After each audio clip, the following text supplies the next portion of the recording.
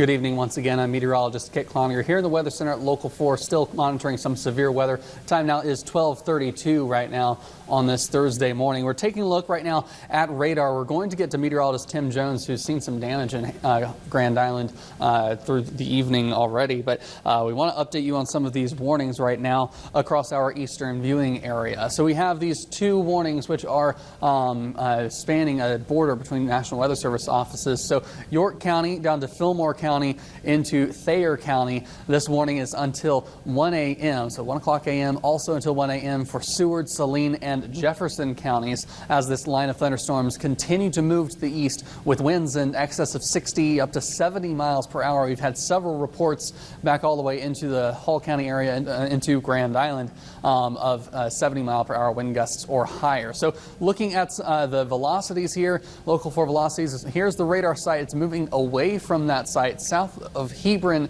down into the Chester area. We see some of those hot pink to orange colors, which are indications of winds in excess of 70 miles per hour with that storm. That's going to be moving between the Belleville area up to Hebron, out to the Haddam area in Washington County, Kansas. That's, of course, outside of our viewing area, and on into the Concordia, Kansas there area. So looking just a little bit closer at some of these winds around the Belleville area, not quite as intense, maybe 50 to 65 miles per hour on the range of these colors here. So not quite as intense as what we're seeing right there around the Highway 136 area between Hebron and Fairbury, just there in eastern Thayer County. So looking back up to the Grand Island area, though, that's a look at the current active warnings. Grand Island is no longer under any severe thunderstorm warnings, but we do have meteorologist Tim Jones, who is live in Storm Chaser 4 there in Grand Island. And it looks like, Tim, you've got some tree damage there in front of you.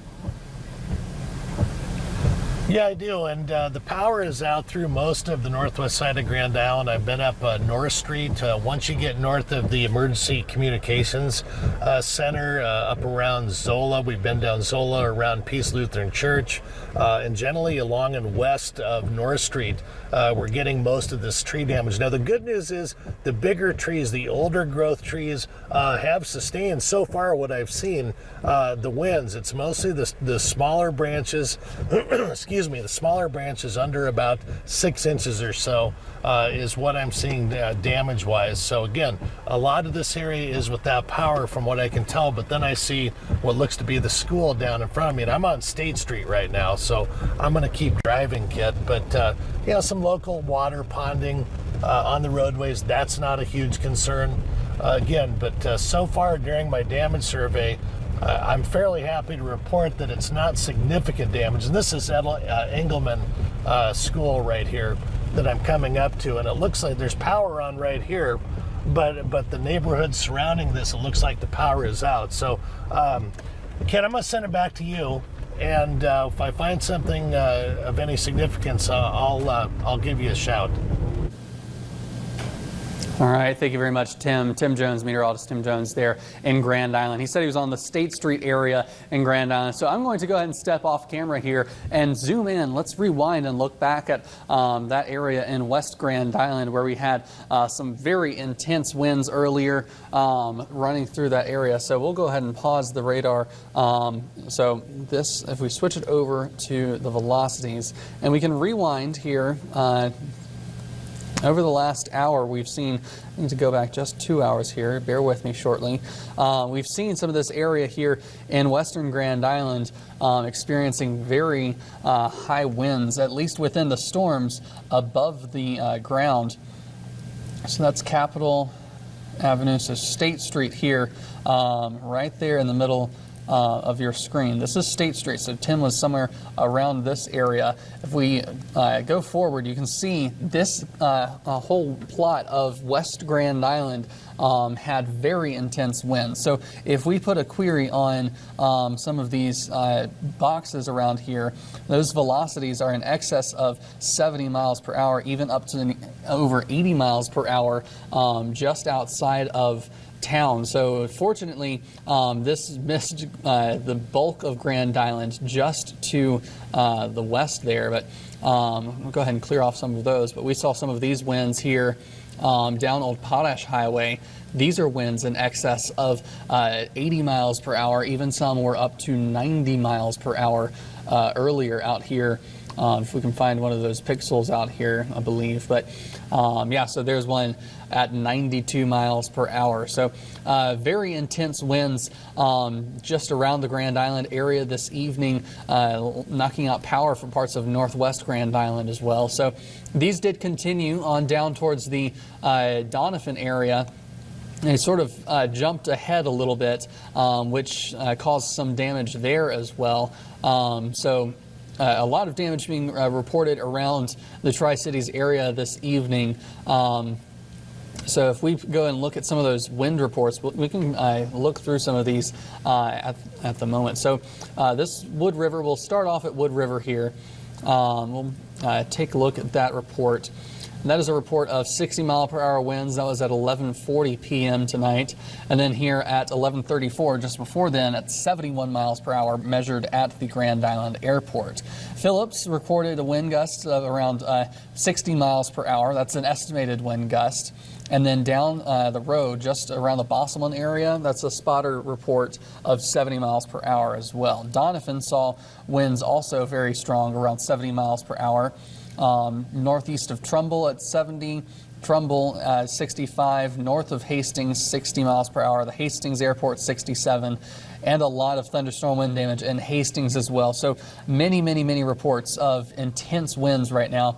And just getting into our system here, a new severe thunderstorm warning has just been issued by the National Weather Service in Omaha for the Lincoln area. This is for Lancaster County and parts of eastern Seward and Saline County as well, and parts of southern Saunders County, excuse me. So we can put that information up on your screen now. That's until 1:30 a.m. So Lincoln, you're up next in this line of storms rolling through. Very likely seeing some of those winds going to be in excess of 60 miles per hour up to 65 miles per hour. We can check out velocities now. So one thing, just by the nature of that warning being up to 65, that's maybe an indication that these storms are beginning to weaken a bit, but it can still cause some damage there around the Lincoln area. So a 61 mile per hour gust was just observed near the Utica area. So we've seen several places with these storms where it's actually cycling itself and bringing in winds from behind.